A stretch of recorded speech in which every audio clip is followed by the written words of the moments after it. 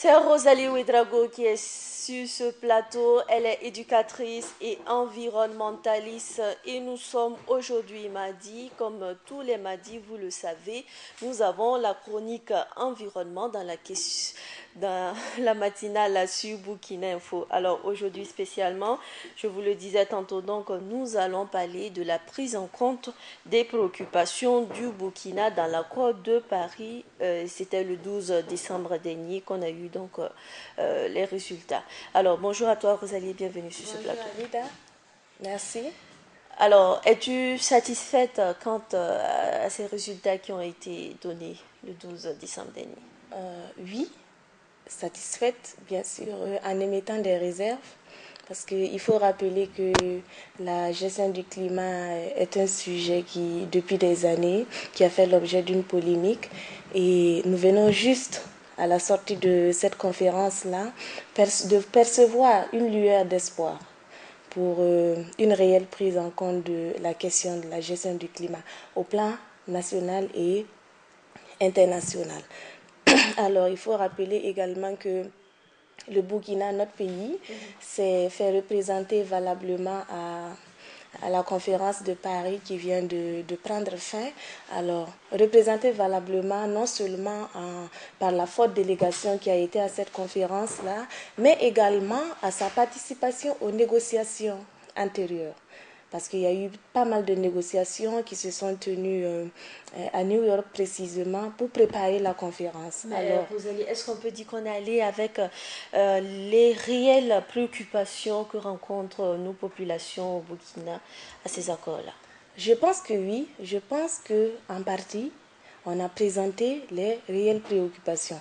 Parce que d'abord, de toutes les préoccupations que nous avons soulevées, que la société civile a soulevées à cette conférence-là, il y a une question qui est une question prioritaire également. Il s'agit de la question financière. De la question financière parce que notre société civile ne fait que relever les questions de développement liées à l'environnement de jour en jour. Nous bâtissons également des projets, mais il y a une très grande question qui est la question de financement. Comment est-ce qu'il faut financer tous ces projets-là? Et nous savons que dans nos pays, c'est un réel problème parce que déjà les ressources économiques du pays sont limitées. Donc, il faut aller chercher les financements. Alors, je pense que la société civile a porté les préoccupations de notre pays et l'a représenté valablement à cette conférence. Une dotation d'environ 100 millions de francs. Rosalie, est-ce que c'est suffisant pour faire face à nos différentes difficultés concernant donc 100 milliards de dollars 100 par milliards an. de dollars par an plutôt? Est-ce suffisant pour faire face à nos préoccupations sur le terrain réellement? Je ne peux pas dire que c'est suffisant. Que c'est suffisant parce que quand on regarde la tâche à accomplir dans ce sens-là, c'est déjà gros. Et 100 milliards de dollars à répartir entre combien de pays en développement? C'est ça la question aussi. Donc, je ne peux pas dire que c'est suffisant, mais c'est déjà un premier pas. C'est déjà un premier pas. D'abord, du fait que tous les pays en développement qui sont réputés être les gros pollueurs se sont prononcés favorablement à prendre en compte la question climatique dans leur processus de développement. Ça, c'est déjà un atout. Et le fait qu'ils aient alloué un fonds à partir de 2020 d'ailleurs, pour soutenir les pays en développement, parce qu'ils sont conscients à quelque part que c'est eux qui polluent le plus et qu'ils ont le devoir de manifester de la solidarité envers les pays en développement. Donc, moi, je dirais que il faut rappeler que précisément les préoccupations de notre pays, il s'agit de la sécurité alimentaire. Ça, c'est un élément très important parce que nous savons que le climat a un impact très sérieux impact sur notre activité principale qui est l'agriculture. Donc, comment assurer la sécurité alimentaire au plan national? Donc, ça, c'est une des grandes questions. Il y a aussi la promotion des énergies renouvelables. Parce que tous les 95 pays qui ont participé à cette conférence-là ont pris l'engagement. Même les ONG ont pris l'engagement d'agir dans ce sens-là, en synergie. Alors, nous avons le devoir, nous, à nos développeurs de ne même pas polluer ou de polluer moins l'environnement. Parce qu'on ne peut pas dire que nous contribuons très peu au changement climatique et que dans notre processus de développement, ce n'est pas à nous de faire le sacrifice. Donc nous avons le devoir, nous aussi, d'investir dans la promotion des énergies renouvelables. Et comment ça se fait? C'est des grands chantiers. Voilà, tout le monde se retourne, même les grands pays pollueurs comme la Chine, les États-Unis, l'Inde, la France, ils se sont engagés à beaucoup investir dans les énergies renouvelables. Voilà. Donc, c'est un aspect important également qu'il faut prendre en compte. Il y a le plus gros que je viens de dire tout à l'heure, c'est la question financière. Voilà, la préoccupation par rapport à la question financière qui a été soulevée aussi, qui fait partie des priorités nationales. Alors, donc il faut dire que dans l'ensemble, il y a de l'espoir. Dans l'ensemble, il y a de l'espoir, mais les engagements qui ont été pris à cette conférence-là, c'est un début, ça fait une ouverture au marché. Une ouverture au marché, mais tout de suite, ça ne résout pas le problème de réchauffement climatique. Voilà, tu le dis si bien, ça ne résout pas le problème de réchauffement climatique. Alors, Rosalie, ce fonds qui a été alloué à ces différents pays pauvres, comme on le dit, quant à notre cas, c'est-à-dire le Burkina Faso, penses-tu que la répartition sera faite de façon équitable ou ça va passer encore de gauche à droite et on ne saura pas où l'argent est passé finalement? Moi, j'ai un souci. Moi, j'ai un réel souci à ce niveau-là. Et j'accorde une petite réserve à ce sujet-là. Parce que quand on regarde, très souvent, lorsque nous recevons les fonds, dans l'élaboration de nos projets, différents projets, il n'y a pas de vision. Il n'y a pas de vision et ce n'est pas assez bien coordonné. De telle sorte que on investit massivement, on peut investir massivement dans un projet et sans qu'il n'y ait de réel suivi pour voir quel a été son impact réel au sein de la communauté. Puisque c'est nos communautés qui vivent les vraies réalités.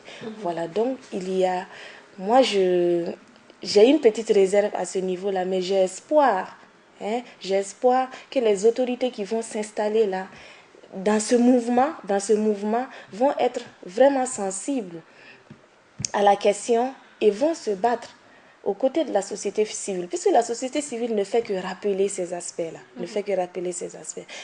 J'espère quand même qu'ils vont se battre pour qu'il y ait un changement. Et quand on dit qu'il y ait des catastrophes avant de courir. Exactement.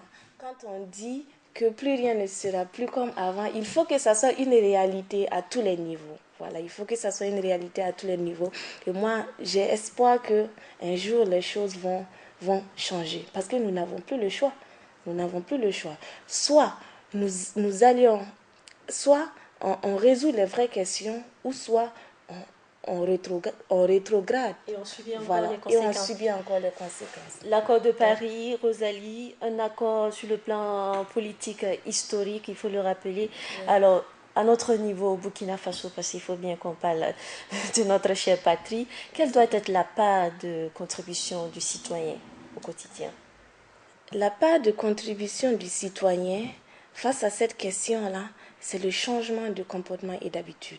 Voilà, nous devrons accompagner tout ce processus-là, parce que il faut une vraie révolution. Donc, sans la population, oui, je peux dire une révolution environnementale en quelque sorte. Voilà. Je te l'accorde cette fois-ci. Et sans la population, ça serait très difficile. Voilà, la population doit accompagner les autorités dans ce processus de changement-là. Alors, bien sûr, en manifestant de la solidarité, en ayant la volonté aussi de contribuer à la mobilisation des ressources au niveau local. Parce qu'il ne faut pas seulement qu'on se focalise sur l'aide extérieure qu'on attend. Et à partir de 2020, on a encore 5 ans.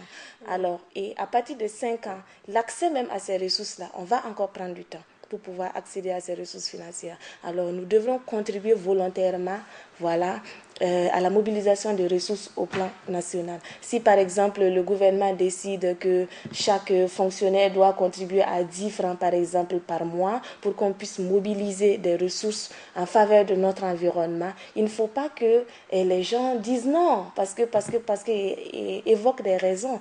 Ça doit être, tout le monde doit contribuer de façon très volontaire à cette question-là. Et je pense que les autorités aussi doivent manifester une certaine clarté dans la gestion des ressources pour mettre la population en confiance. Sinon, important. Exactement. Sinon, on ne sait pas pourquoi est-ce à gauche et à droite et puis on ne verra pas où c'est passé. Exactement. Alors très rapidement, Rosalie, la base, c'est surtout les enfants. Qu'est-ce qui doit être fait à ce niveau? Ce qui doit être fait, c'est intégrer de façon très réelle l'éducation environnementale dans le cursus scolaire.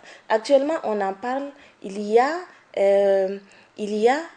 une volonté, mais l'éducation environnementale n'est pas encore intégrée de façon complète dans les cursus scolaires du pays. Donc, je pense que c'est un pas à faire.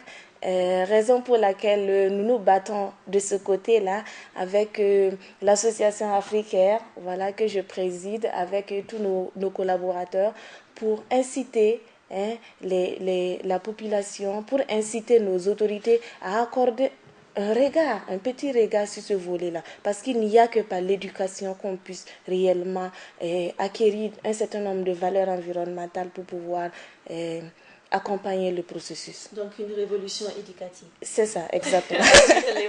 La révolution environnementale. Exactement. Merci à toi, Rosalie, d'être passée sur ce plateau. Mesdames et messieurs, c'était là la chronique du jour avec l'éducatrice d'abord et l'environnementaliste Rosalie Ouédraogo. Alors pour thématique, nous avions la prise en compte des préoccupations du Burkina dans l'accord de Paris. Rappelons que la COP 21 a débuté le 30 novembre 2015 et a pris fin le 12 décembre dernier. C'était donc la chronique du jour.